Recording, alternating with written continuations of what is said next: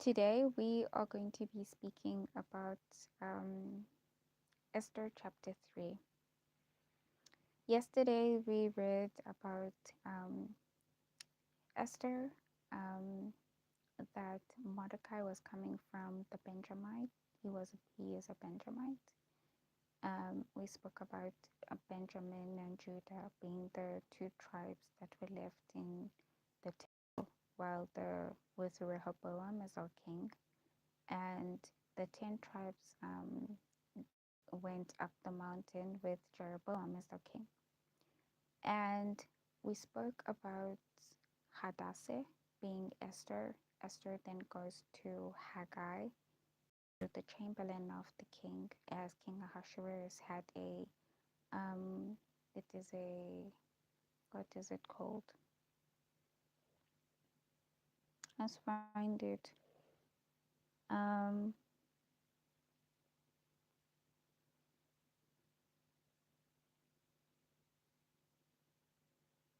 it is Haggai's custody. So Esther goes to Haggai's custody, and Haggai really, really likes Esther. So Esther gets 7 maids to help her with the purification. In the purification, it's 6 months of myrrh, oil myrrh, and 6 months of the other herbs. So I think if she is bathing in them, she is so she can smell nice, and her skin can start looking good before she enters into the presence of the king. So then we read about her entering into the presence of the king Ahasuerus, and then after that, she goes back to the the other chamberlains. She goes into the other chamberlains' um, place, and as a concubine. So now she's passed through Haggai, she's gone through the king. She gets called on the 10th of the 7th year, and she goes into the king and goes out of the king in the morning, and then she goes into the second chamberlain's place to wait there as a concubine along with other ladies. Excuse me. And then she waited for her name to be called, and it turned out, hello everyone who's just come in. We're talking about Esther. So we are in Esther chapter 3, but I'm still going over what we spoke about yesterday. Excuse me. So she goes into the other chamberlain's court, um, and in the other chamberlain's court, what's up, Diljush? Hello, Dominique. She goes into the other chamberlain's court, and in the other chamberlain's court, she is a concubine, and she waits for her name to be called. So, on the I don't know if she was called on the 10th month.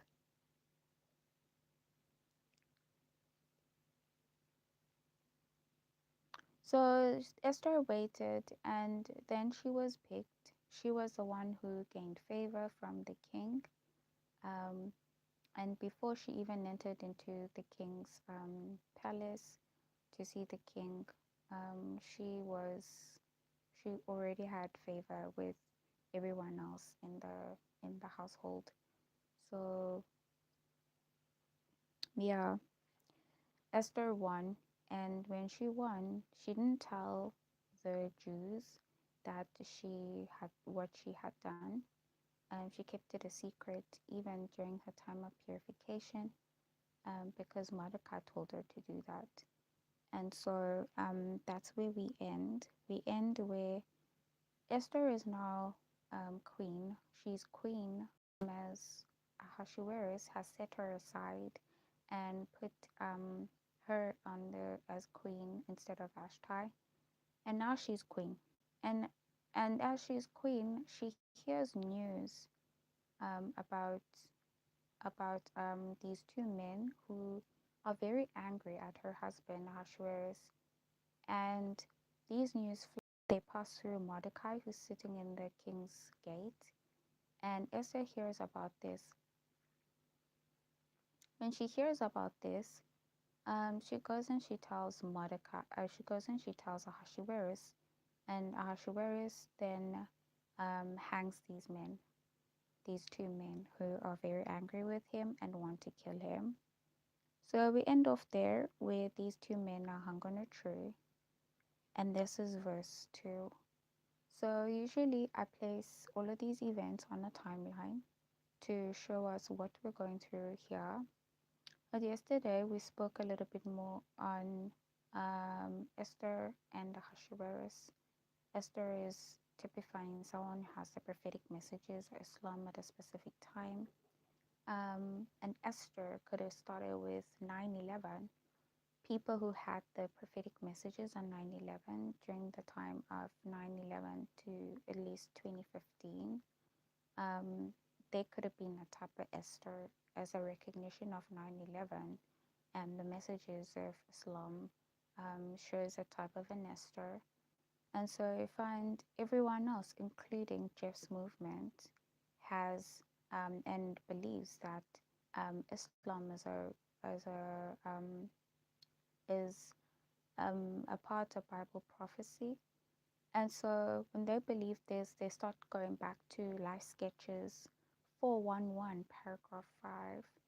I don't have that here, but if you can read Life Sketches, page 411, paragraph 5, um, it does show there that the vision that Ellen White had, and Ellen White is the prophetess that I believe in, and as a movement, just movement, we believe in as a prophetess that even during the time of the Millerite movement, she lived during the time of the Millerite movement and showed her visions, and they have been proven to be coming from God because of how prophetically accurate they are in the events of the world.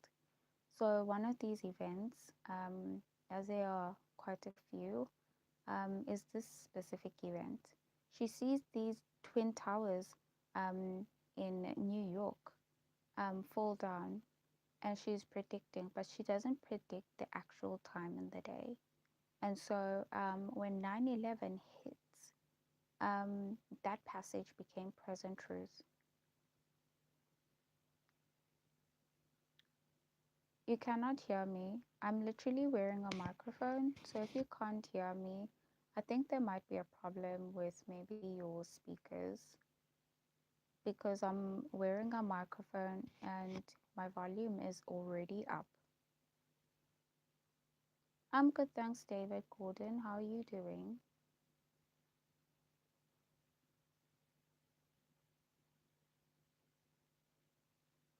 Hello, everyone who's just come in. It's nice to see you guys here. Sorry, Heather. Heather.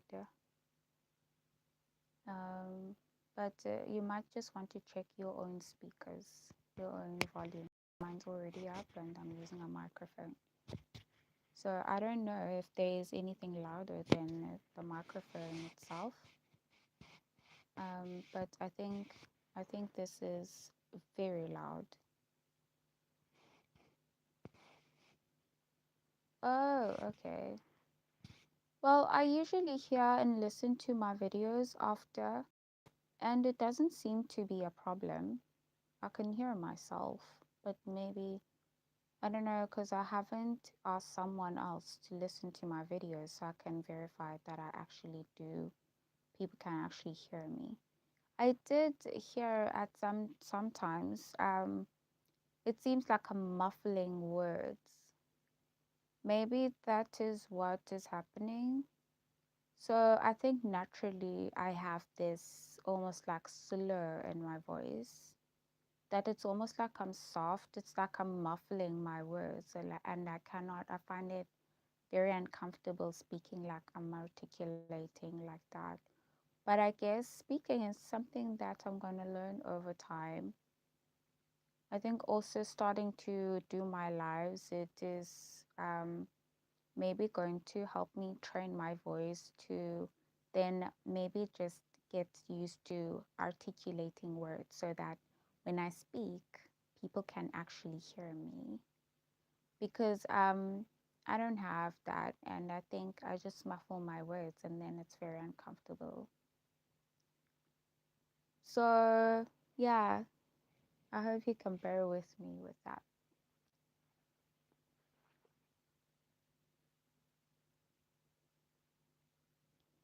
And so we ended there.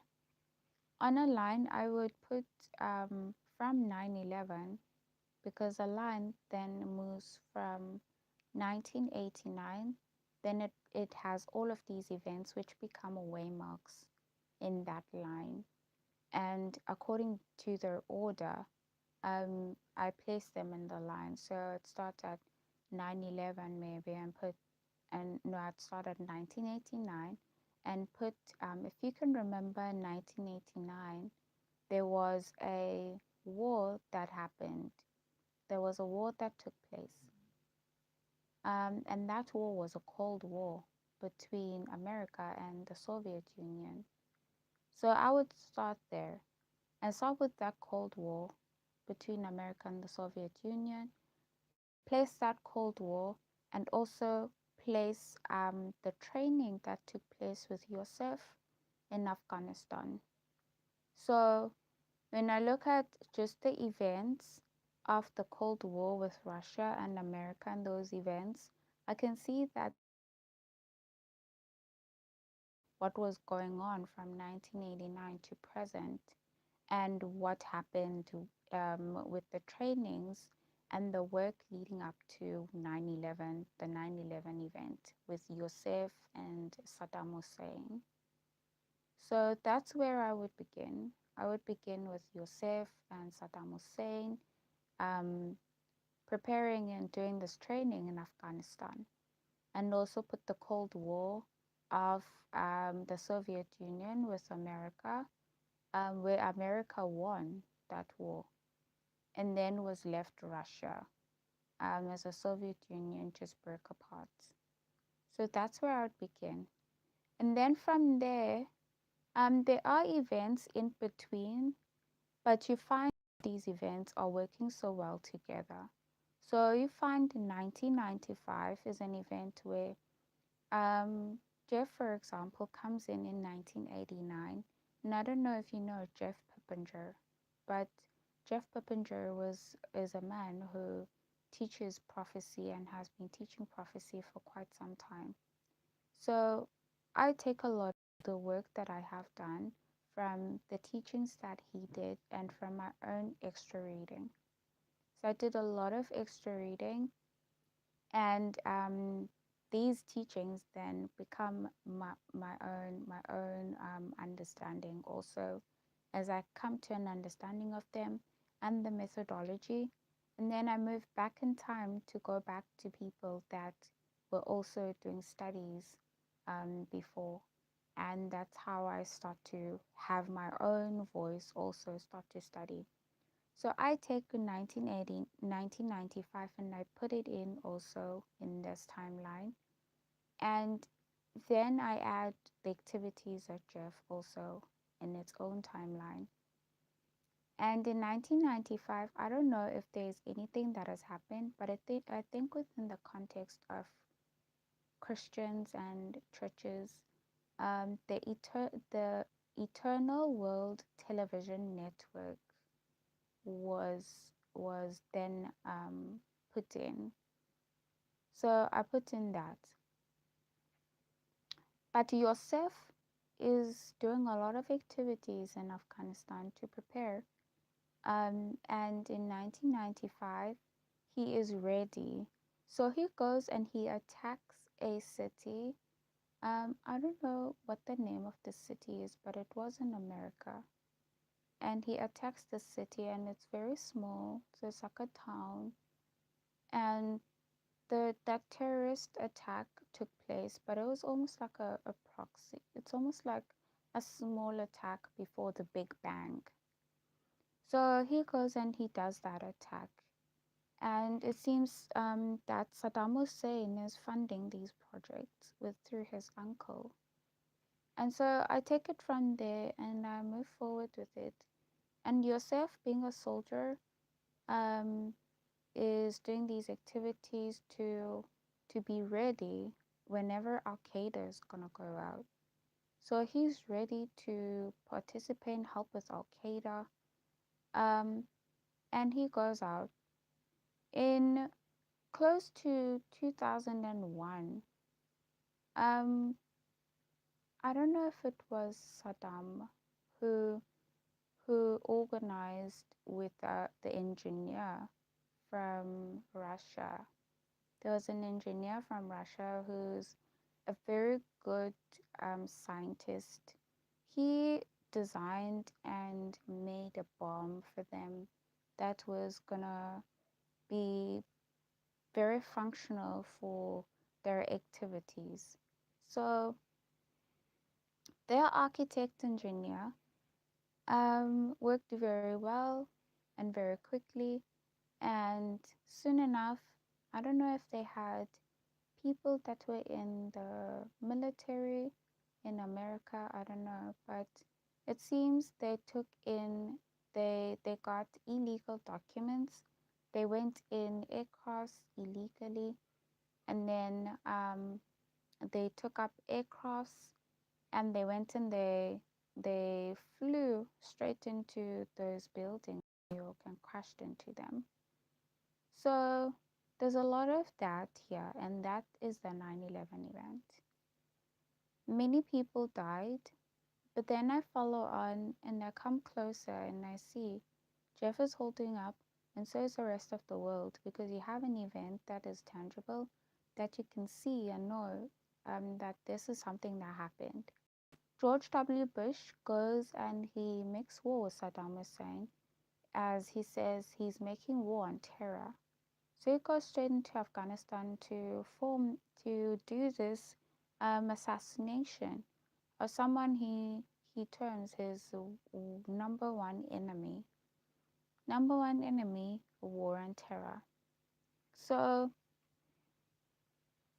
so he kills him and he dies. And the Al Qaeda group still continues to go to Paris, they do shootings, they go to all these other places, they do all of this work. Until then, we get to 2020, and there's a Beirut blast, and it's terrorists with ISIS. 2021, we have the airport blast in Russia, and that's the ISIS group. And then we get the Taliban insurgency. All of these activities are Islam, Muslim, Persian activities of terrorists doing this work. So someone having those messages, terrorist or Islam, um, is actually a type of an Esther. So you find that over time, there's all of these people, and they have these messages, um, and they're talking about Islam right after 9/11. It's about Islam, Islam, Islam, Islam, Islam, and then in Jeff's movement, when I entered in 2015, I understood that one of the most important messages for this time, especially when it comes to Islam, is going to be a message that has to do with the times of famine and the times of plenty. So, the story of Joseph. So, when you come in, you have the story of Joseph. So, you have the messages of Islam within the context of the story of Joseph to know the times of famine and the times of plenty. So I think then people just went and went. And then when I was kicked out of Just Movement, I had these messages that talk about the Taliban insurgency. And from there, it just seemed like my work in the activities of Islam is becoming very interesting, because now it's not Islam, it's also civil unrest, it's also wars. So then it's like being Queen of Ammon for America. I become this one individual now that is like looking into at least about three places where I can say no, it's not about Islam. It's also about civil unrest and it's also about wars. Because you see these instabilities of the economy in these three instances. And then you don't see a type of a Joseph anymore. You see also a type of a Queen Victoria. You see a type of a, with all the people that take up this work. As Taliban insurgency took place, many people came on board. They entered into the United Nations. They did a work in the United Nations to deal with the issues that are upcoming in the world today, especially when it comes to economic instability. So this is what we see here with Esther. It is these type of people, because I don't want to say it's an individual, because I cannot just say, oh yeah, I understand myself to be an Esther. Someone in a group of people or people can understand themselves to be Esthers. Esthers over time. Why? Because they probably understood the messages of Islam at that specific time. So now coming to this point, I don't know if then marriage comes into the question, but marriage is in the air, though I don't know how, because I don't know if that applies to me also. I think God has just put these things so randomly around so that there's no target at an individual. Because like you can as people how we are in our human nature. It's like I say I'm Esther and already there's someone somewhere wondering how special does she think she is. Because you know how rich the Middle East actually is. Like the sheiks have a lot of money. They have trillions and trillions of dollars on oil and other things that they do. And even from the Bible, you hear that it's minerals after minerals of gold and silver and all of these things. Um, and so they can afford a lot, they have a lot of money, and they represent with their oils, they are a type of symbols there where if a person has messages of Islam, it's like you have oil because um, those messages they also from the literal to the spiritual, you see oil there. So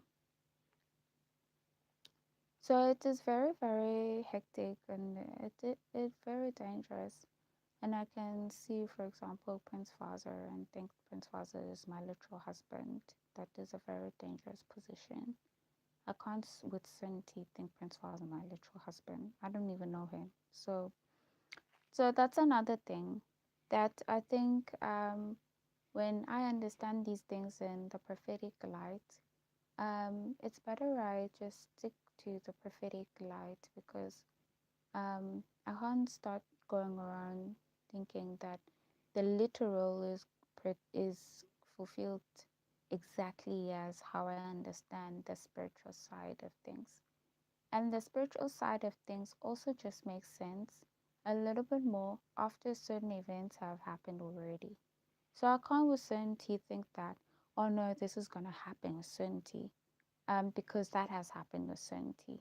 So these are the type of things I'm trying to run away from because of the dangers of understanding things and then fool myself into believing things and then drive myself away from what God's called me to do because I just wanted to be perfect. I wanted to be perfect. And the fact of the matter is that it cannot be that perfect.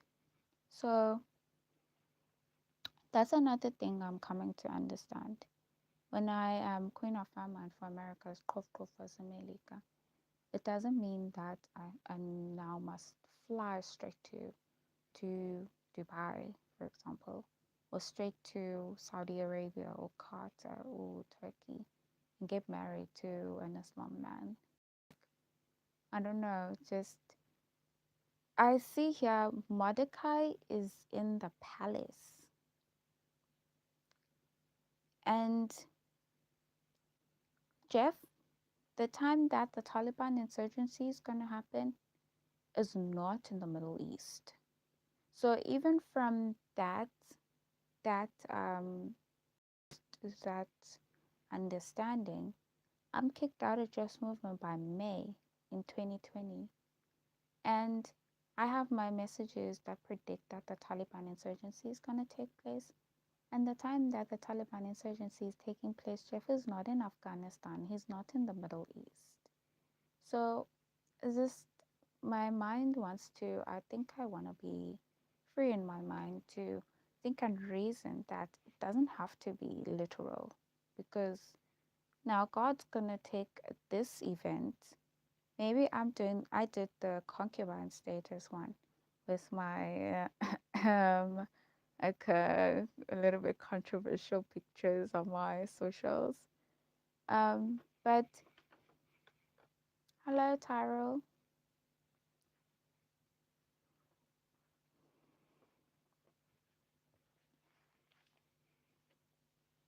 I don't know how to pronounce. Is it Tyrell or Tyrell?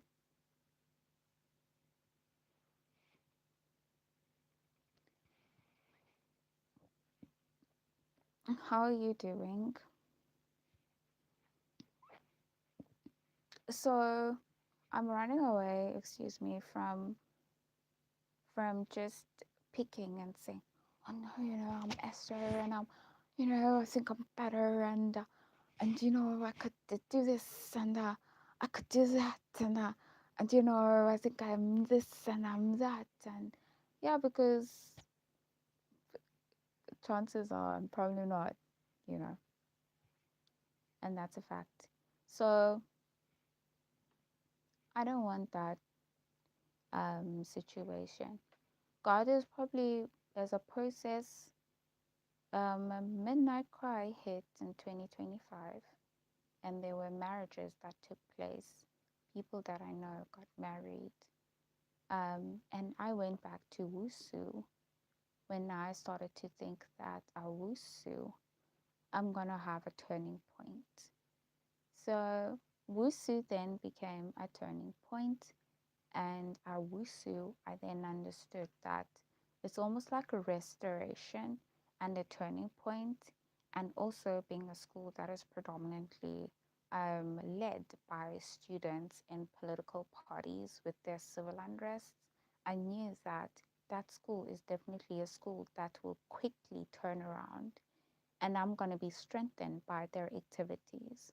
But I got there last year and I became very sick.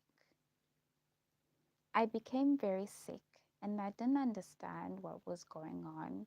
I felt like I was in Adventism. So, the problem of coming 2025, my expectation was that Adventism was no longer a part of at least my story.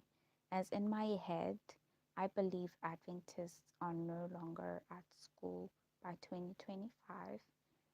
They are already where they want to be by 2025, because the issue now that is important is the issue of the cleansing of the sanctuary, the cleansing of the bodily temples, but that includes some portion where the insect phase comes in, they get blocked, they get all of these things, as these things I experienced in the 4 years.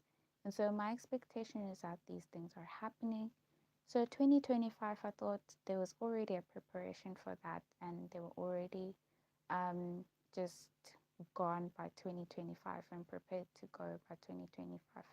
But I got there at Wusu when they were there, and I found that people are passing away, passing away, passing away, and I was so sad at this. But that's what was going on, and I became very sick. And I found people in the world and are not, they, it's almost like I'm bringing the Sunday law, you know.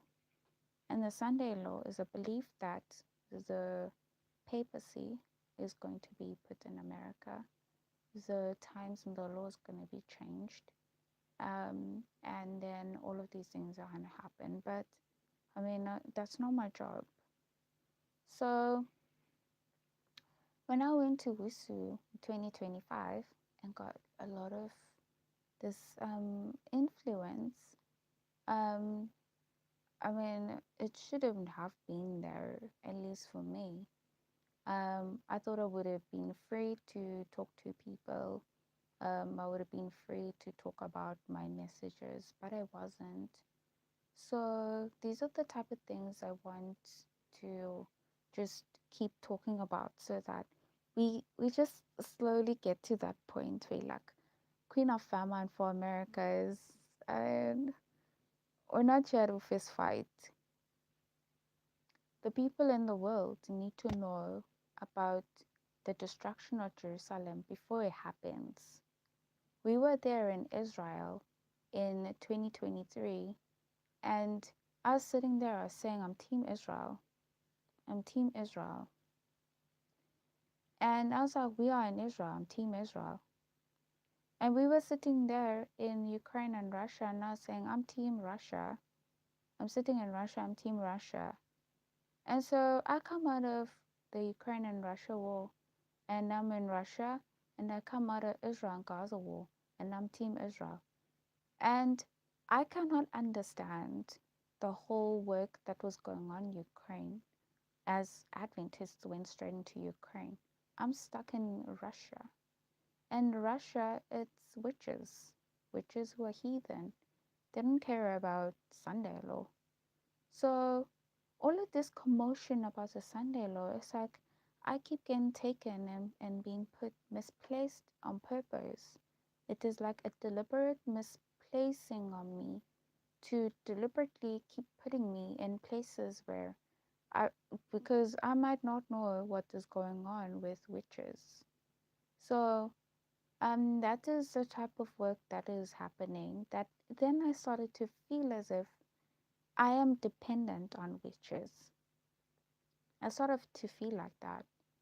But actually, witches have their own section here. And usually, when I'm in Adventism, I shouldn't be talking about witches because it brings an influence to me that then I am not participating in. But come now, the insect phase and this work with the cleansing of the sanctuary, the cleansing of our temples, and witches are very important because they're eaters. They're eating here. Um, and people who are working with demons, the magicians and the sorcerers, they come and they eat. When Moses brings a rod in presence of Pharaoh, he comes and those sorcerers and magicians and witches and all of those people, they come too because they're here to eat. Moses is here to eat, they're here to eat too.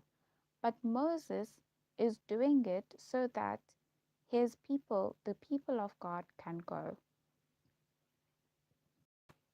The witches are doing it to show Moses that this can be done by other people too. So what you're doing is not special. And God is allowing this to happen because he wants to show Moses that the counterfeit can be there. Um, they can do it too, but for what reason? Because he's doing it to let his people go. They are doing it to maybe do or counterfeit what he's doing, show a replica, show an example of what he's doing. It might not exactly be what he's doing, but it shows exactly and maybe does exactly what he's doing. So it is a perfect alternative. And Moses is not happy because he feels as if God is playing with him because he keeps going back, keeps going back, keeps going back, and keeps going back. So that's what I'm going that's what I'm going on. This timeline of Esther is very important, and that's why I'm like talking about this so that I can know what is happening on the line, which when I do a formal study at Queen of Fama for America, I'll draw the line on a board, and I'll actually explain everything. It's like 35 minutes.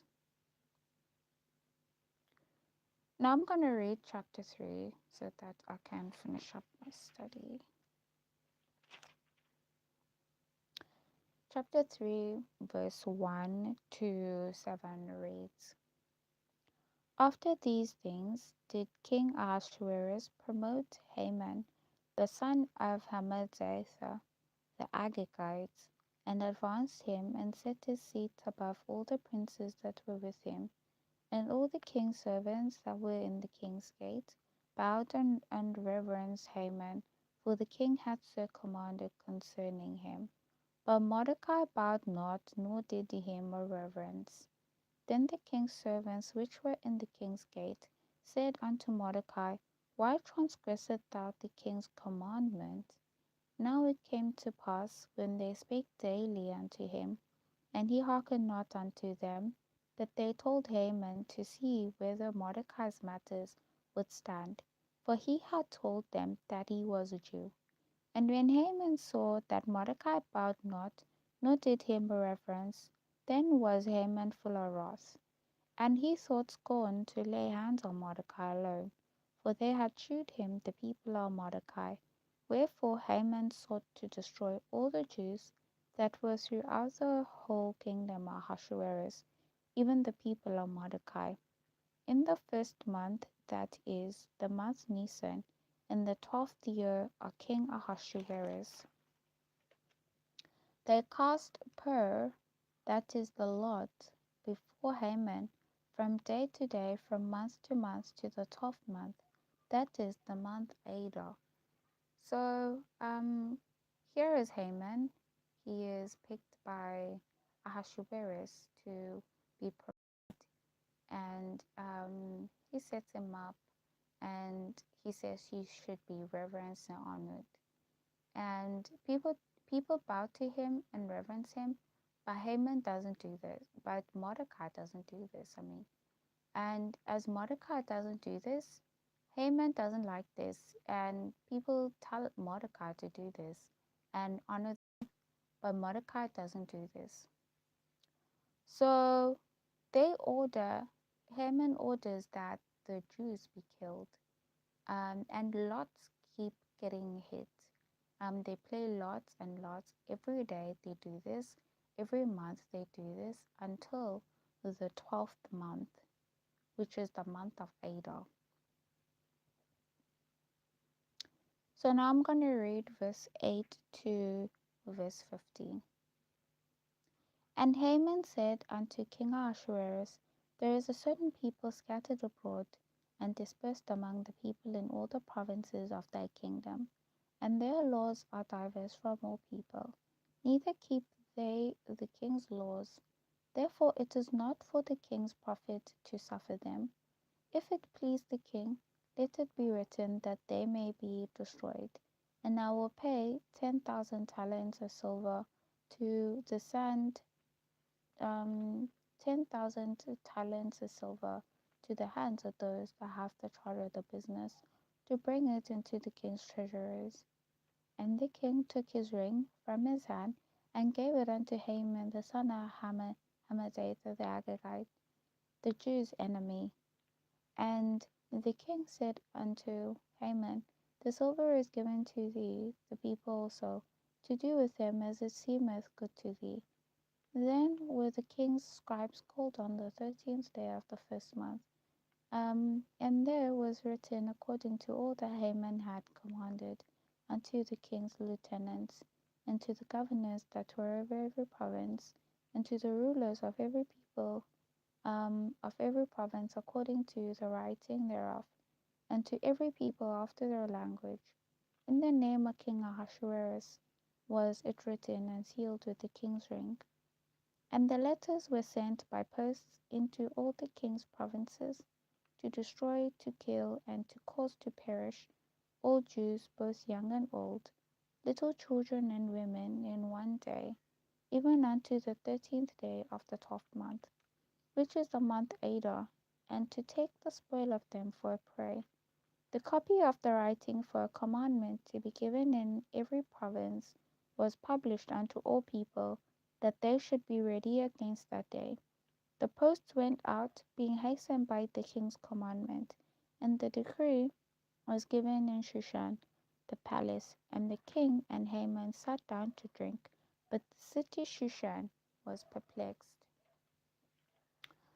So, um, Haman and Ahasuerus' relationship grows, and Ahasuerus gives Haman his ring, and Haman now has opportunity to do everything that he desires. Um, he desires to do everything that he's thought, as he is now very, everyone knows that he's the enemy of the Jews. And so he decides that he is going to talk to the lieutenants, the governors, and all of the rulers and to cause the Jews to be killed. So Haman and Ahasuerus now sit down, they spend time together, but the city itself, Shushan, is not happy about everything going on under Haman's rulership. So that is the end of chapter 3. Um, and we can already see that in chapter 3 there's a lot going on here. So I thought the book of Esther has 4 chapters, and I could already see it has about 9. I can already see it has about 10 chapters. So I think if I don't finish now, I will spend a lot of time in towards the end of the month, after the 27th, and maybe the first week of August, I'm gonna be doing this book and finishing it.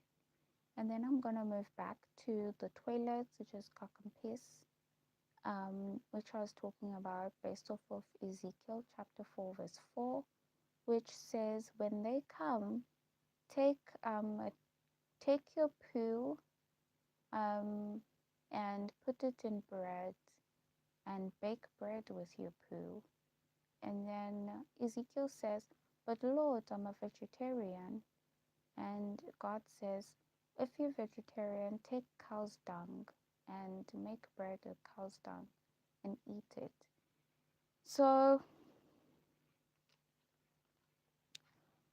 we're going to be talking about that, about toilets and cock and piss. I'm going to be talking about poison ivy. We're going to be talking about Akaldama and Golgotha and Hermongog. We're going to be talking about the city of Hamona. I do want to keep repeating that my project on my crochet is based off of the city of Hamona. My business on Ko-fi is called Hamona. And so this seems to not only be work that is just based off of prophetic messages, it's also projects that I am doing that are now becoming a part of this whole bigger picture. So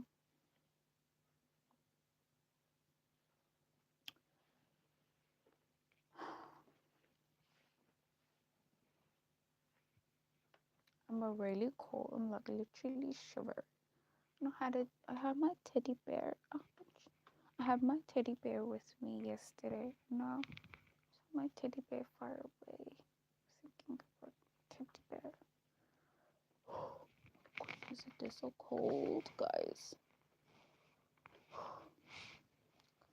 So oh my goodness, it is really really cold. Yesterday I went and I made myself like lemon tea, and I just found like after like having my life and making my lemon tea, I feel so much better. Goodness. of this tub. It's a coconut tub, but like I do my lemon tea in this tub. And goodness, like I really, really, you can see like all the lemons just left here. I didn't actually throw them away yesterday. Sometimes I eat all of them, but yesterday I didn't eat them. Um, I have other lemons. I'm gonna be making tea the upcoming days. So I realized yesterday I have about 2 gig. I might just um finish up the 2 gig today. I don't know. Because I'm gonna be going to Facebook now and doing my bubonic plague campaign. Um, I think in the beginning of my lives, in those like first lives, I showed you guys like my bubonic plague blanket and where I am now with the 4 squares. So on the 27th, that week of the 27th, I want to crochet the squares for July, and continue with the bubonic plague campaign. So I'll be crocheting probably in my lives. Um, goodness, I am so cold. I do want to just share with you guys how I'm doing because I just come to my lives and I just talk and talk and talk and I don't tell you guys how I'm doing in my health. So I have issues with my health because of these things that I don't understand very well. Um, at school, I think I was just thinking to myself, I went to primary and high school Model C schools, right? And I think it's becoming really on my head now. The segregation between Model C schools and rural um, rural schools, people coming from rural schools and people coming from Model C schools because I don't know where to place myself there. Um, it's been so worrying to me that I have to go to America, I have to go to other countries to get services that I can get in my own country because of these things that I don't know about where I can go because of where I've been. So that has been very, very disturbing to me, especially mentally, because I don't think I should be sitting at home. In fact, I can sit at home and grow my business, and that is fine. That's what I'm doing every day. I'm going live, I'm crocheting, I'm doing all of that. Um, but I want to go and maybe go and get a job, go and go to school and work full time, and then also grow business. So I've been looking at like growing up and everything, and I've been recognizing something about myself. When I was in grade 0 to 1, so R to 1, to 2, I guess, I went to a like public school.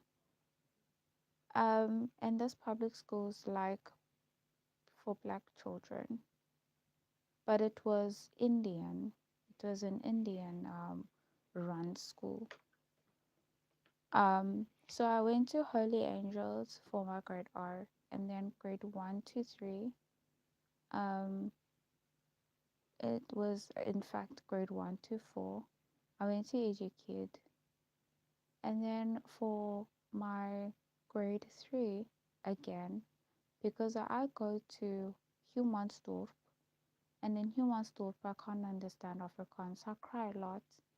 And my teacher is like, "Oh, she's in grade 4 and you can't hear me.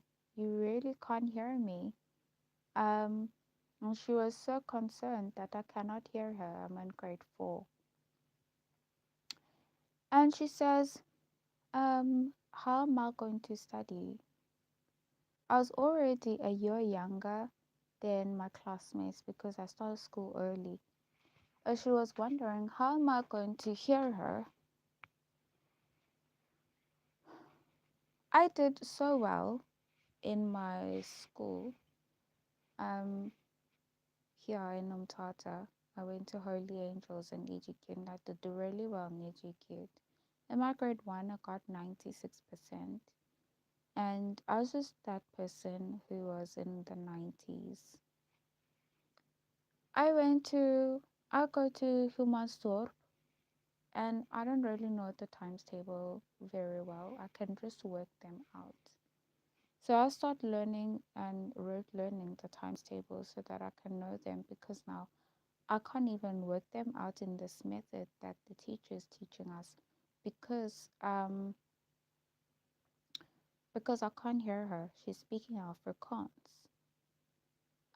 The year hadn't ended. It was like right around February, and my mother got a transfer to Grahamstown. So we went with her. I went with her to Grahamstown and got a school that was also a public school. So it's still public schools, but in Humansdorp, it was public school with Afrikaans children. So it's white Afrikaans children, and there were only two of us who were black children in the class. That was the first time I ever studied with only Afrikaans children, and it was only just for like a few days because it didn't take long. And my mother was transferred to Grahamstown, and I was studying with a lot of white children who are English speaking and not Afrikaans. And it was like one Afrikaans girl, not many. And then Indian and colored and a lot of black children now. So I get to Grahamstown and in Victoria Primary Girls School, they say I'm too young to go to grade 4. I can't even speak English properly. And they probably already understood now that I don't even understand Afrikaans for that matter. So it's not like any language that white people in that area, in the Grahamstown area, knew. Um, that I knew any of those languages that you can associate with white people. Afrikaans I didn't know, and English I couldn't speak very well, but I did really well in it. I understood it and I could write it, and I could hear when a person speaks, but I couldn't speak it very well. So they sent me back to grade 3, and I didn't want to go back, but um, my mother was understanding. The teacher just was very strict about it, and she thought it would do well for me to go back to grade 3 because grade 3 is where my age group is, and so it's going to help me to go back. So I went back. I went back to grade 3 and I had to repeat grade 3 at this school now, Victoria Primary Girls School, coming from Educate. And now I'm repeating grade 3. I get to grade 4 and I'm doing grade 4, and the teacher has a lot of issues with me in grade 4. It's the same teacher said, oh, I am too young to go to grade 4.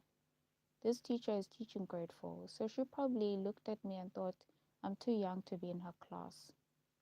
So I should go to grade 3 first and be with people my age and then come to her class. When I get to her class, she says I'm greedy. She has a lot of stuff. She's always just watching me, it feels. But everything was okay. Still a public school. Grade 4, grade 5 gets up. I have problems at grade 5. The teacher seemingly had an abusive boyfriend, but I don't know why then it just felt like I was being picked on grade 5. But I don't know whether she was picking on me or what was going on. But I really felt like there was no transparency with where my marks were coming from and what was actually going on with my academics, and I was working so hard to achieve good grades. But the teacher herself was apparently abused by her boyfriend, and I don't know if that was a reason why my marks were not really up to what I thought they would be. And I think, well, apparently after I left, as I left at the end of grade six, the teacher was asked to leave the school because she was not performing very well. And grade six, I got an Indian teacher, and the Indian teacher I reported because I felt as if she was ill treating me emotionally. And so now it's the grade four teacher, it is the grade five teacher, it is a grade six teacher, it's a problem. And I report the grade six teacher. And the grade six teacher now gets a meeting with me, and my mother is called into the office for a meeting because she's ill treating me, I felt. And as a result, I didn't get anything for grade six. I didn't get a prize for grade six. I didn't get anything for grade six. I got a prize for grade four for academics that are above 75%. I didn't get a prize for grade five. I wasn't even called for prize giving. I didn't get a prize for grade six. I wasn't even called for prize giving, and on top of that, I wasn't even called in for leadership. I didn't get any of those things. I wasn't even considered.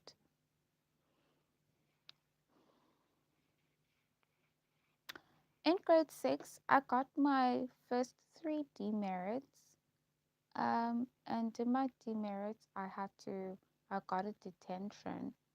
And with that detention, it kind of just sat there. It's almost like, oh no, I got a detention. I had to sweep the classroom. So I ended up sweeping the classroom. I never got a prize for academics, and I never got to leadership. And at that point, at the end of the year, my mother left Grahamstown and I left with her. We moved to Pietermaritzburg. When we got to Pietermaritzburg, I went to Long Market Girls School, primary school. And Long Market was very, very lovely. They were just very open to difference, and they were open to my British accent. I had a British accent back then. And they were open to my British accent, even though the people in the classroom didn't really have British accents in Pietermaritzburg.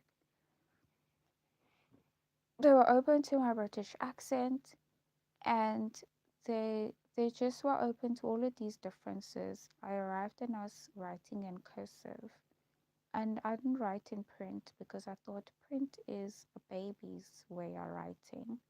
You write in print when you're in grade 1 to grade 3. By the time you get to grade 4, you've changed. You don't even write in 2 lines, you write in 1 line, and you write in cursive, you don't write in print. So,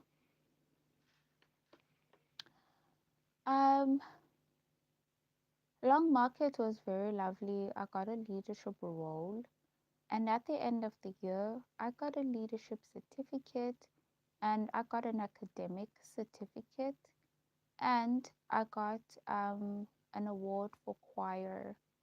I don't know if it was an award for choir, but I was the lead singer in the choir. A duet, we sang a duet with another lady who I study with in my class. So it seems Long Market was very good now as a way to end off my primary school and go into high school. For high school, in grade six, I actually went to Girls High because my brothers went to Maritzburg College. So I went to Girls High and I thought I was gonna go to Girls High for my grade eight. But the time that grade eight hits, I wanted to go to boarding, and Girls High didn't Girls High didn't take in people in boarding who lived in Maritzburg. So I ended up going to boarding at St. Nicholas and I studied there. So St. Nicholas is an Anglican school. Wow. I was just telling my mother about this yesterday. St. Nicholas is an Anglican school, and I was Seventh day Adventist studying in an Anglican school. So many things happened at St. Nicholas. St. Nicholas is white. Everything out there is white. But you find that we as a children were African and the teachers were white teachers. But St. Nicholas, I think, is white. They're Anglican school. I don't know how they're white, but they're white. So I'm a boarder at St. Nicholas. I was telling my mother that, come to think of it, St. Nicholas was one of the first times I actually got so sick. Um, First thing I think I had was, I remember very well. So I was one of the people who was the second highest in my maths class. And when I was the second highest in my maths class, I wasn't the second highest in the grade. I was just in my class. I finished tests very quickly. So we were in our maths test in class, and I finished my test very quickly. And now I needed to go and pee. But I remember very well the teacher saying, um, no. And I picked my hand up because now I needed to pee. And the teacher said, no, don't go. Don't go to the toilet. Wait for the test wait till you finish your test. Wait till the test is over. Like, we had our test for like an hour, and she says I must wait for that hour to end. Even if I was done with my test, I could hand it in to her and actually go to the bathroom and come back and just sit down and wait for everyone else to finish. She just said I must wait for the hour to end and then I go to the bathroom. I couldn't wait. I just I don't know how or when, but I just felt the pee just kind of go down my legs. And so I ended up peeing there. And everyone's like, oh my goodness, oh my goodness, oh my goodness, she's peeing here in the classroom. And they're like, can we go and fetch the mop and clean up? I was so shocked. I'm still sitting there like I am possessed. And I was like so shocked. What's going on? I think the pee is going down my legs now. And I was sitting there. And everyone's like, oh my goodness, she's peeing. Oh my goodness, what's going on? Oh my goodness, are you okay? Oh my goodness, what's happening? And the teacher just said, no, leave her. Leave the pee, leave her. There's a cleaner. And then everyone just kept quiet. And at the end of the class, I just stood up and went. And because I was a boarder, I went and I changed.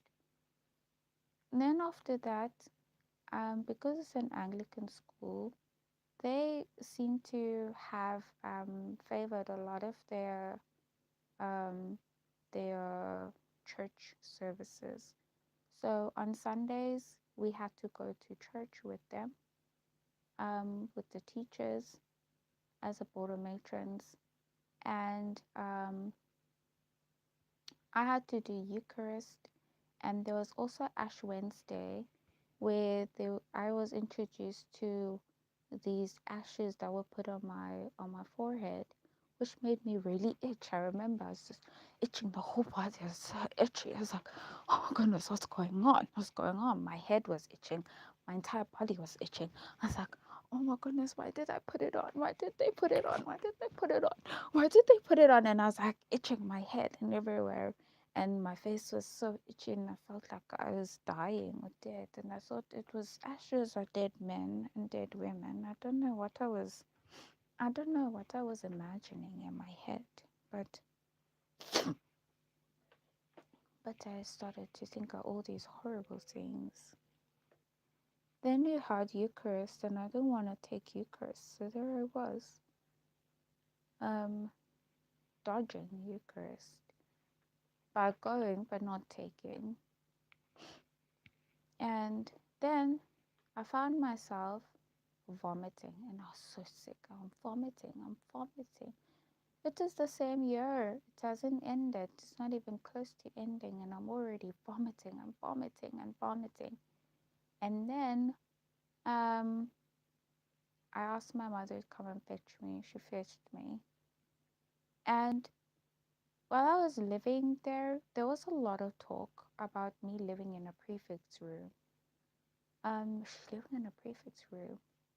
It's so big. It's much bigger than all these rooms. Everyone else has. Even the prefects are living in. There was a wing there where the other prefects were living there, and I was just a grade 8, and they were living in these small, like, shared rooms that were very small, much smaller than the room I was in. So people started to push the idea that my room should be a shared room. I'm in grade 8, excuse me, and it should be divided. So I was quickly divided by the border matron because she felt as if she's not favoring me in this. It's all about us sharing, and I didn't mind that. I didn't have any problems with sharing. It is just how it was done. It was as if I was sitting there saying, I want to have my own room. Oh, ha, ha, ha, I'll have my own room. I want to have my own room. I don't want to share with anyone. People would come. There was a lady called Nokwanda. She was brought in to come and live with me in my room. And Nokwanda was very, very I don't know, she was nice at first, and then she became negative towards me, and I don't know why, but she became very negative towards me. Then she moved, and she went and lived with her friends on the other side. She said I was strict and I was very strict in our room with the rules in our room, because I just said, well, in order for us to live well in our room, let's set up rules that we think, um, as roommates, we need to just keep to set those boundaries. So we always know that these are the rules for us to live well, and we shouldn't cross them. And so we just spoke a little bit there and there. We would like this and we would like that on things like noise and everything when we are studying and all of these things, and whether or not we invite friends over and stuff like that in our room, all of these things. She just felt like they were so strict. Even to have rules is like not normal. She didn't want any rules in the room. It's like she just wanted things to just go naturally. If there is noise, then that's when we deal with it. Maybe that's what she wanted. So she left, and then she left me alone, and a grade 7 was put in the room, and she was okay with the rules. The grade 7 was a grade younger than me. She came with her friends. They would chat, and then they'd go, and I'll always be left in the room studying. I was studying so much. And um, it was close to the end of the year. I asked my mother to come and fetch me because I was vomiting so much. I was so sick. Um, and my mother came and fetched me. And so that's how I left boarding and started living at home. But that was towards the end of the year, my grade 8. Um, and I got baptized at Trulawney that year and started singing as a solo singer. So you can see all of these events coming together. And goodness, I'm not sitting properly. Sorry. So you can see all of these events coming together. That is a private school. I think from then people started talking. We were in grade 8, but I do think people started to talk um, about our careers. Where do you want to be in life? What do you want to do um, in life? I was a singer, a solo singer at Trelawney. Um, and I didn't put a lot of thought into what I was going to become in life after high school. I was just focusing on my solo singing career at Trelawney. Um, and so grade 8 went by and ended, and I became 11th in the grade. Um, I was 11th in the grade, and I thought I was gonna be the top highest in natural science, but I wasn't. And I thought I was gonna be second in maths, but I wasn't. I did get 80 something in, it was 88 for my first test, natural science, but I don't know what I got at the end of the year. And I got 78 for maths, 78%. So I became 11th in the grade.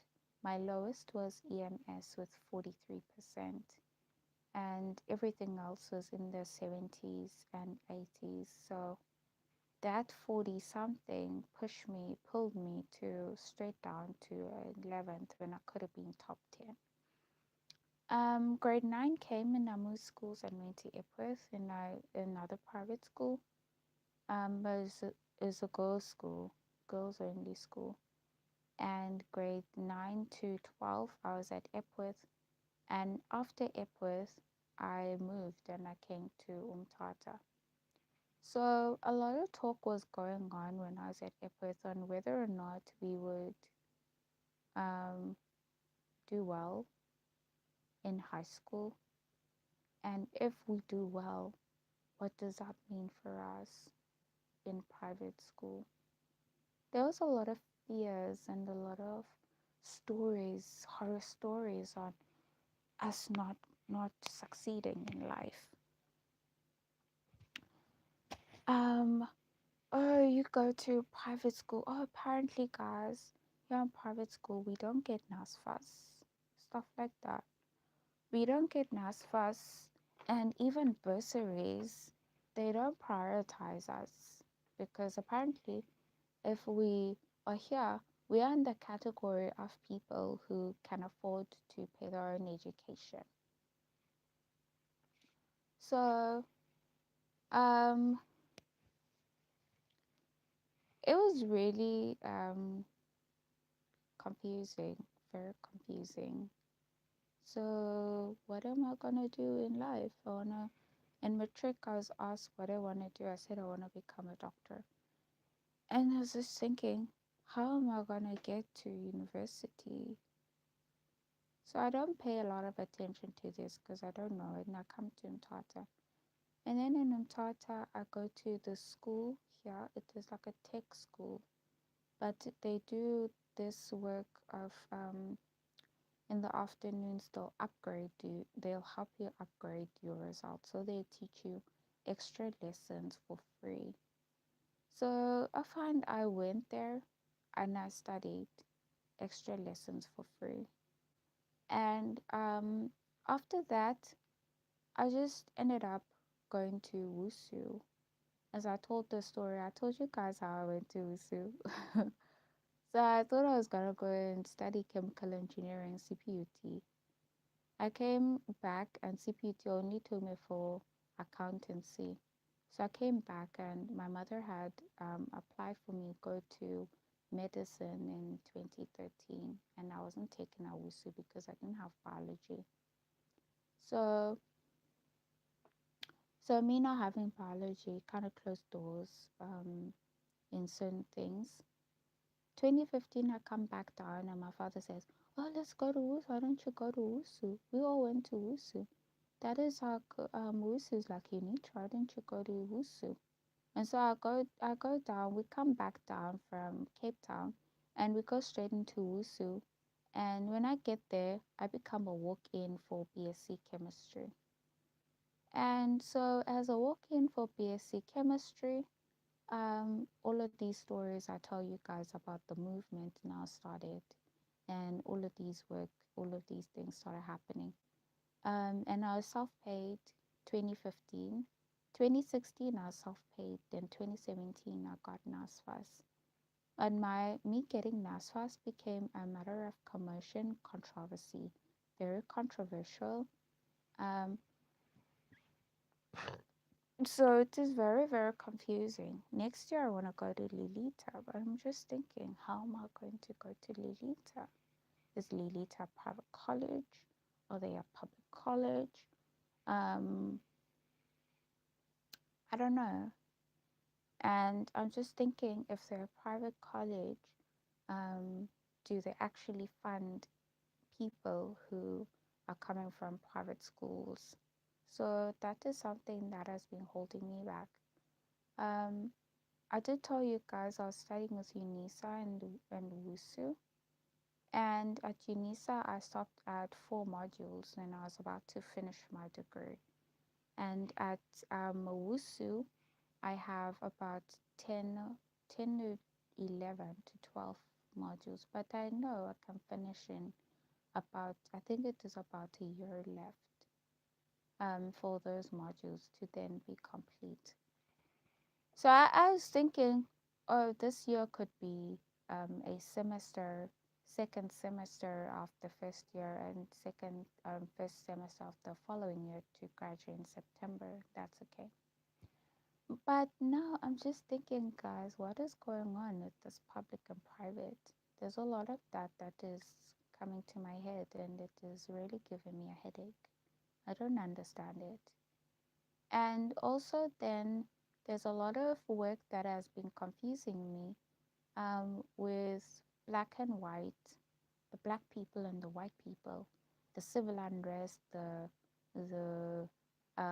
kill the Boers, all of these things with the EFF, and then all of these things with the DA, all of these things with Afrikaans um, and I don't know, but I don't get that because that confuses me.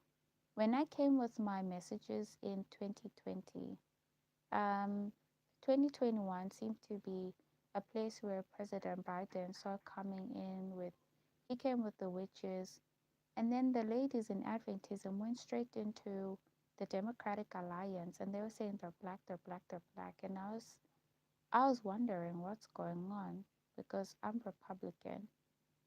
Um, but I don't enter into the black and white supremacy because I understand that to be something that has to do with the Democrats. So I look in America and I can see that President Trump has gone with the KKK. He goes with the Ku Klux Klan. He calls them for regularly to form an alliance with them from time to time. There's white supremacy in the Republican Party. Um, so so I've been looking, I've been thinking, wait a minute, because this is a type of protection in a way, it is boundaries. Whether I don't accept it or I do accept it, the black people, they want to have their own boundaries. So once they raise up the black supremacy, it's already way above them doing everything that they are doing within their own turf. And then it's almost like forming these borders around the turf. And they have the black supremacy come and say, kill the Boers or farm owners and so on, and land repatriation. So these things are just, they're like borders to protect them with all of these things that they do, whether they accept or reject light, if that it has to do with light or whatever it is that's going on. So I think white supremacy, same things happening there. With all of these things that Jeff has done and all of these things, I will go in there and I think I ended up there in the white supremacy. Then boundaries were formed, and white supremacy becomes that border that closes us in, so that between those borders, there is some type of interaction, but between those borders, there are lines that should not be crossed over. So I don't know, to that understanding, I understand it to that point, but I'm not like a pro any of these supremacies, because to me, I think it is the same thing.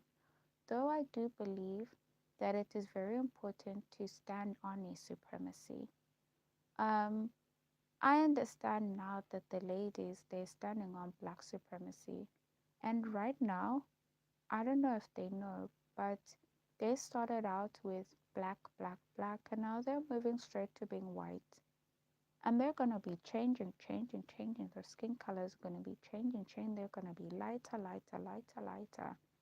And me, um, who has started out with my messages with the methodology adjust movement as white in 2021 to 2024.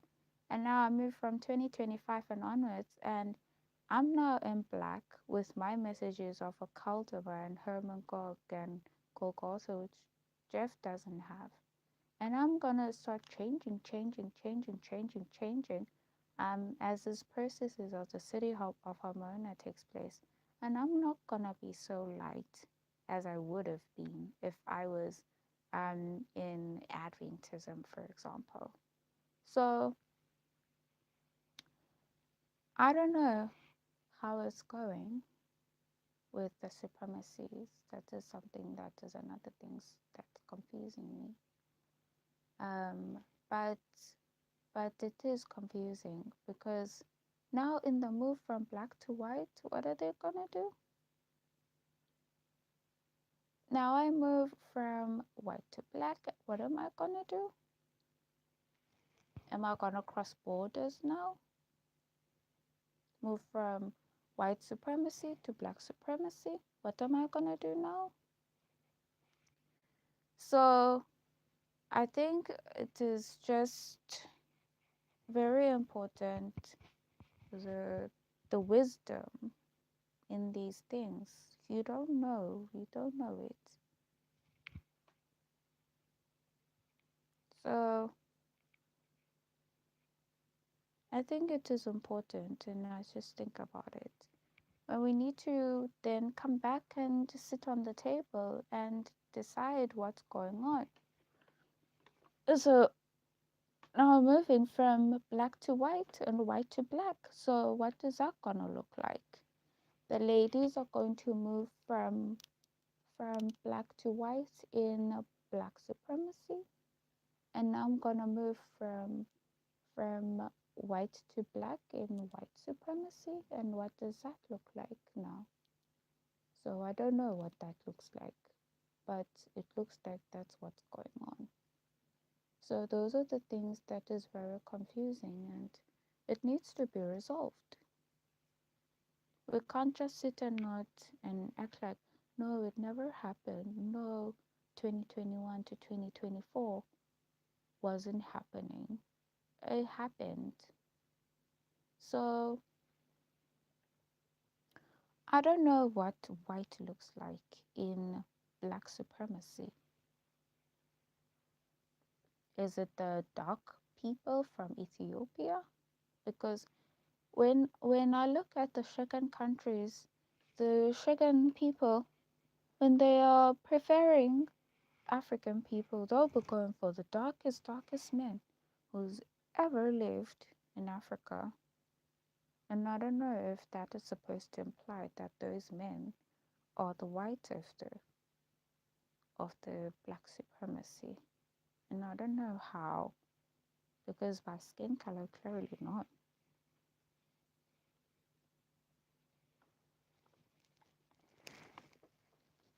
Oh, goodness. I am very uncomfortable. Moving. Oh, moving. Really, I'm moving in this chair. Oh my goodness. Guys,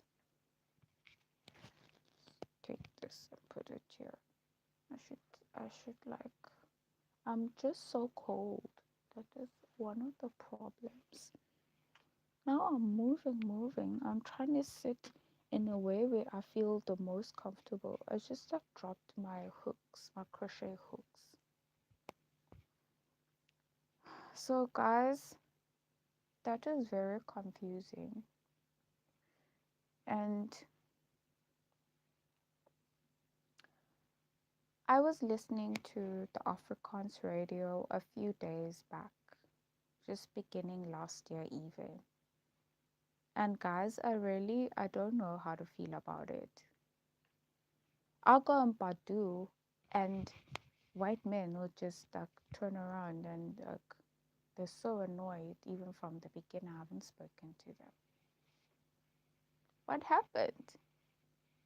I'm moving from white supremacy to white to black and white supremacy, and white people are like this, guys. No, that's not the one.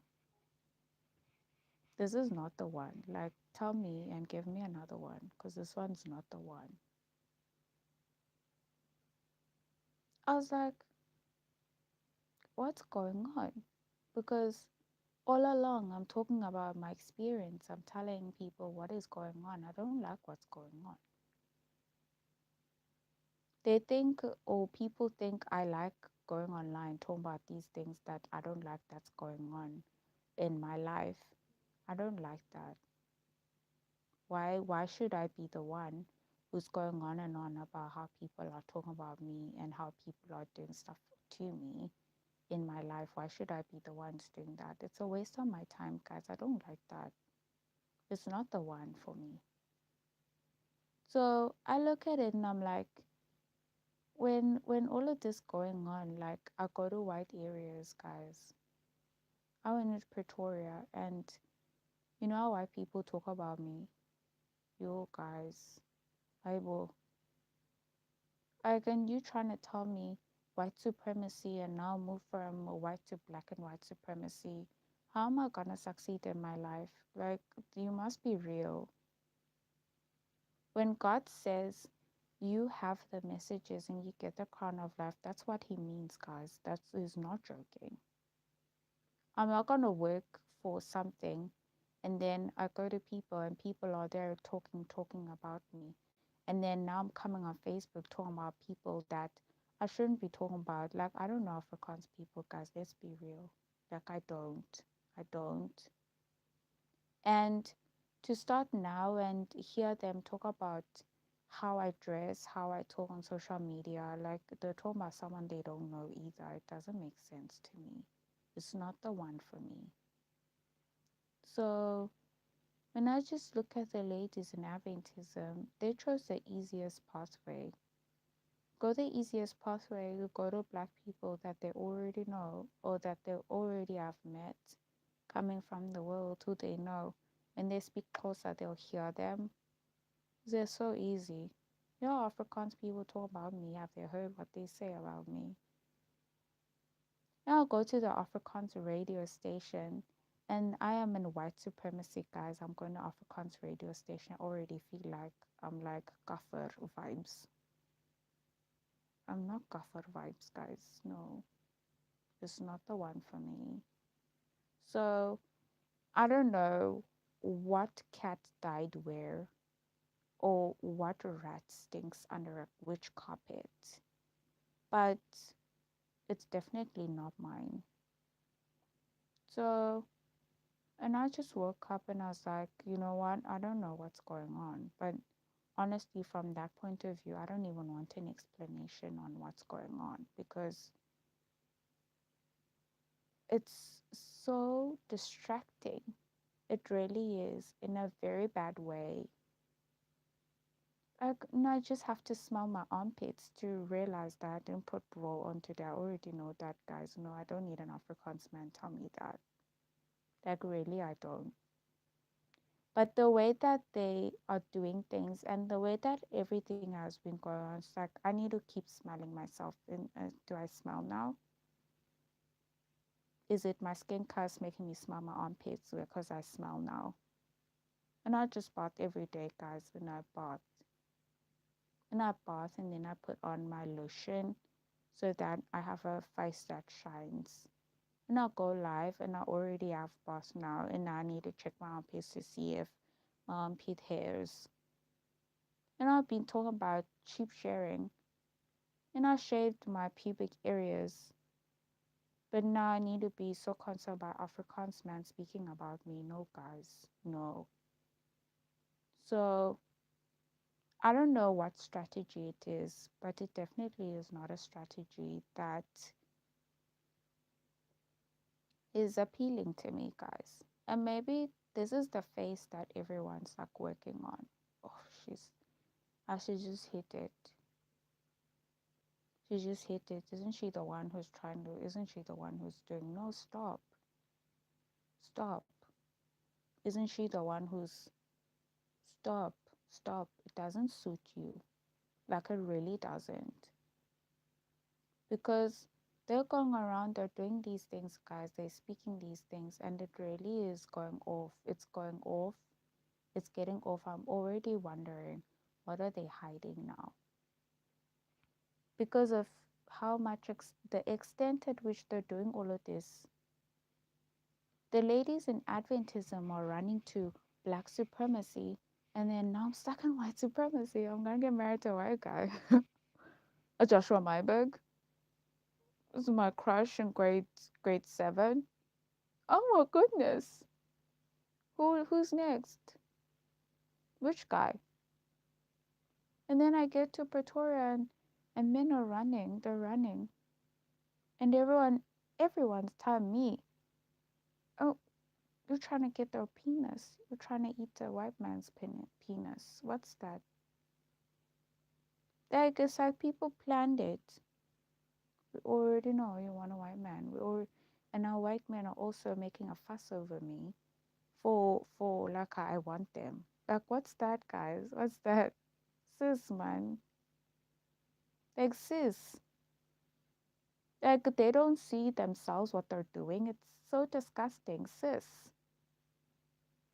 So yeah, they must look at themselves and see themselves. They're the only ones here who's left.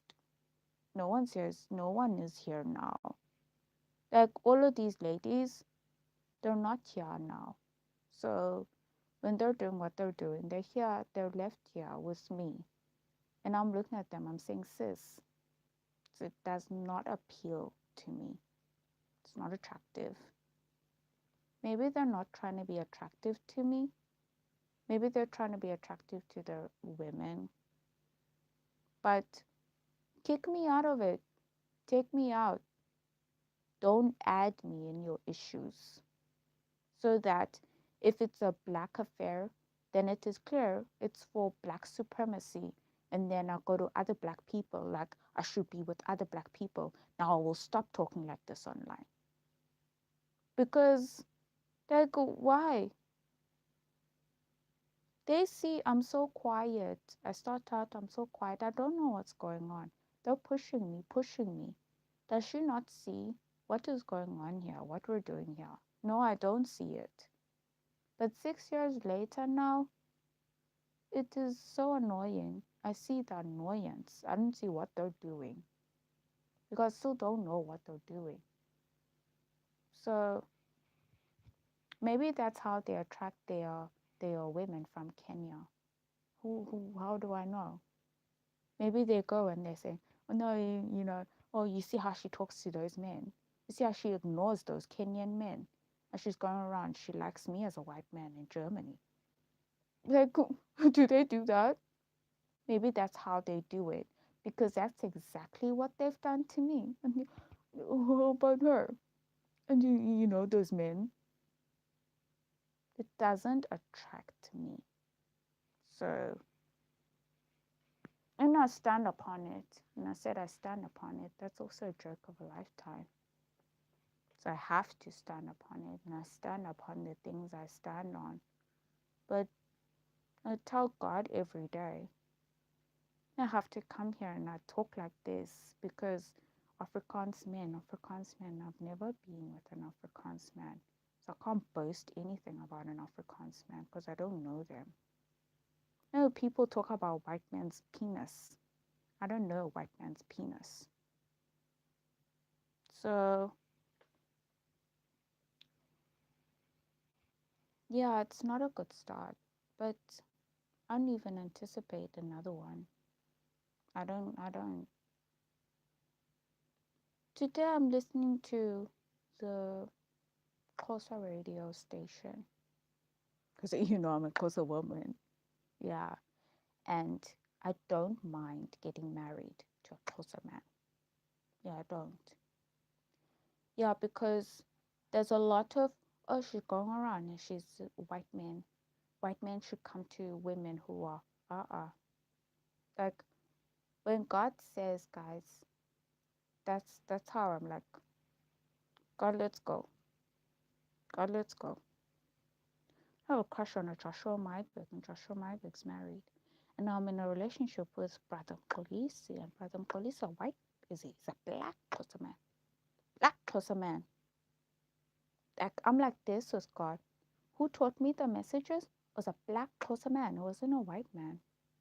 So when white men come here, they get along with Zimbabwean men who are black men, and then they go and they talk all these things that they say about me, and then they assume these things, and then they paint this reputation about me, and then I need to hear it online, and all of these things online, and all of these things out of line. And now all of these things out of these things, or whatever it is, yeah, you must know that not never been with a relationship with a white man. But the person who taught me messages is a black Xhosa man. There's a black Xhosa woman. So look at me carefully. And I'm so ugly like this with my dark mouth now. So you go and you talk to a Zimbabwean friend about me. You make assumptions about me. You must know that I don't mind getting married to a black Xhosa man. So if I stand up one day and I'm married to a white man, someone out there is going to be like, Lord have mercy, because of all these things they've done to me. And that's that. So I think now we know each other, because now white men are going to go around. They'll be like, where's that girl? Yeah, there's a whole door over there. Where's she? Slap her. And then you're going to go after the colored women are going to come and be like, it's your Muriu. It's your Muriu. What you done to me is not attractive.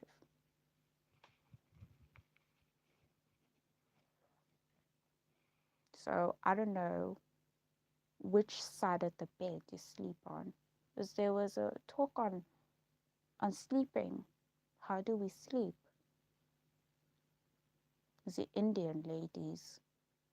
So you talk like this, and you talk like this, and you do things like this. With the black women, so I don't know which side of the bed. Maybe I sleep on it too.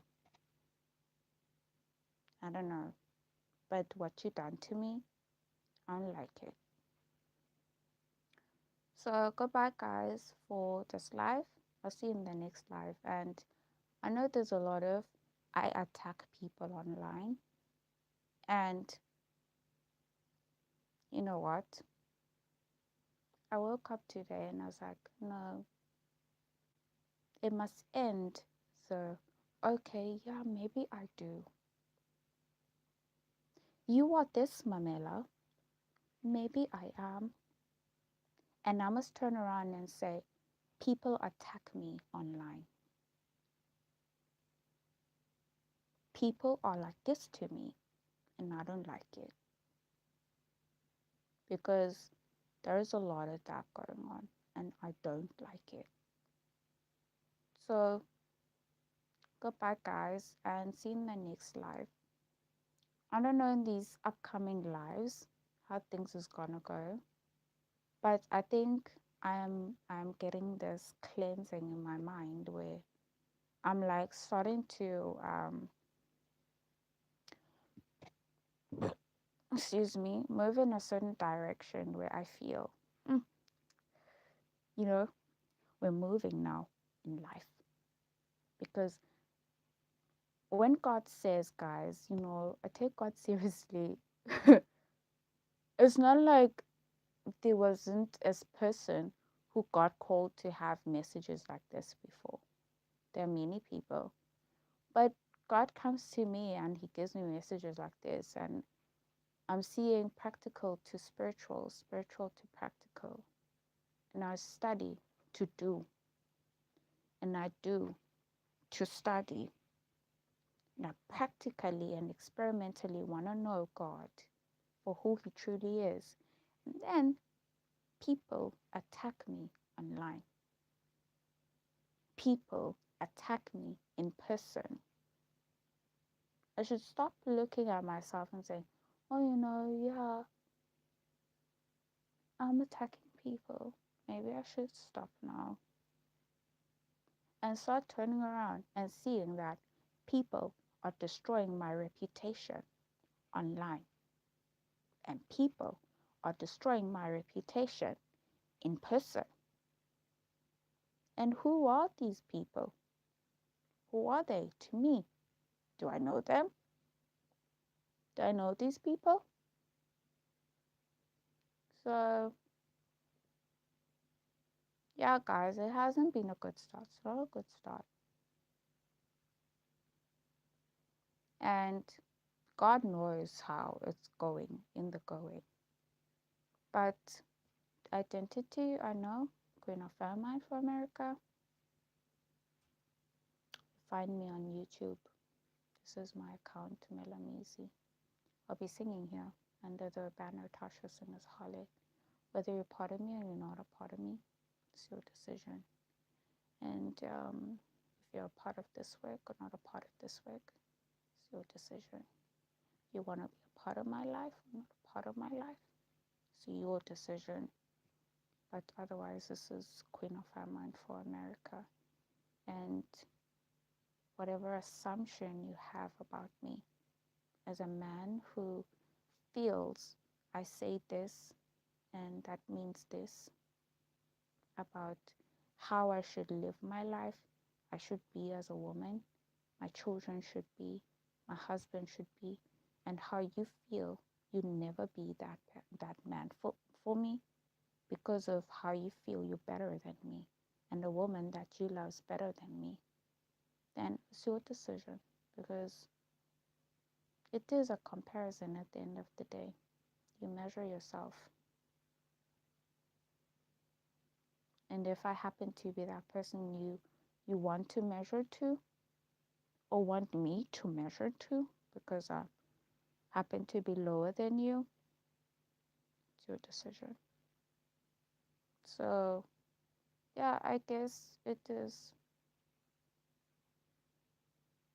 because I'm known for not being able to speak. And it's funny because I've never earned this title before. But every time when I am going to be doing something that's going to help me succeed in life, there's always someone, I don't know how this happened, but there's this work behind the scenes of introducing something that blocks that pathway so that it helps someone who's against me in something. And it, that mentality, very dirty. I don't want that. When I entered 2021 to 2024, I never thought about that because that is very dirty. When I just keep thinking, oh, there's someone there, they're gonna close there, and then I do this and they're gonna do this, I never do anything in my life. I'll never end up anywhere in life. But I noticed it. So now I enter and I have my messages and I've been kicked out of Just Movement. I don't know. Is it because Peter called me Satan? Or is it genuinely because Clayton felt I'm a horrible woman for taking his picture and posting it on my Instagram account? I don't know. But now I find there's this thing going on that says there's a lot of talk about me. I say a lot and I cannot talk. I can't talk. I'm so rude. I can't talk. Where's that coming from? I can't lead. I can't talk to people. Where is it coming from? People don't know me. We are here to study and learn and talk about Adventism, the destruction of Jerusalem, all of these things. And right at this point, 2021, the woman God sends out to the people is a person who clearly can't talk. So now I'm a Moses. I'm not a Moses. I'm not a Moses. Whether I stutter or I don't stutter, I am deliberately made to stutter, or I'm not a Moses. I'm not a Moses. But I'm a woman that cannot talk. It is, I feel it's attached to me. So many people, many issues, and I'm just one person, and I feel as if I have been ill treated, abused, misunderstood. That's how I feel. Because I've been quiet all along. I don't know what's going on. Then I come up now, and all that I've been feeling is a lot of pain in my body. A lot of talk about me. I've been hearing, I've been experiencing a lot of tension towards me. I've been abused and ill treated and misrepresented. And I don't like that. So I don't know how anyone's gonna take it. Black men, the white men, the Indian men, the Zimbabwean men, the Zambian men, the Kenyan men, the whichever men, Mexican, all of them. And their women and their children. But that's how I feel. And I think even just talking like this is almost like a voice that I'm given by the Lord to speak like this, because how else am I going to talk now? How else? There's no negotiation. I'm just beaten. I'm just spoken about unfairly. I'm ill treated. I'm abused. I'm thinking it's a captivity. It's continuing on 2025 and onwards. What's going on? What is going on? I don't know what's going on. So, yeah, guys, so that you know, things are changing and we're not sitting in the same place. And things are changing like this, and God catches you off guard in everything you think you have sorted out. Because people cannot move like this unless they have everything sorted out. Then I've already told you my side of the story. Who are you to me right now? Are you that woman sitting there going, I'm gonna slap her? Samur, Salamur. Are you that woman? Are you that man sitting there saying, oh, didn't you look at her? Who would marry that thing? Who are you to me? Or are you sitting there saying, she was like this, I know her, she's like that, and she loves music. And she's so sweet, she's soft, she's quiet. I hardly hear her. I don't know who you are to me. So I'll see you guys in the next live. And if we are gonna be this many in the next live, and I'm very grateful for your support. Goodbye.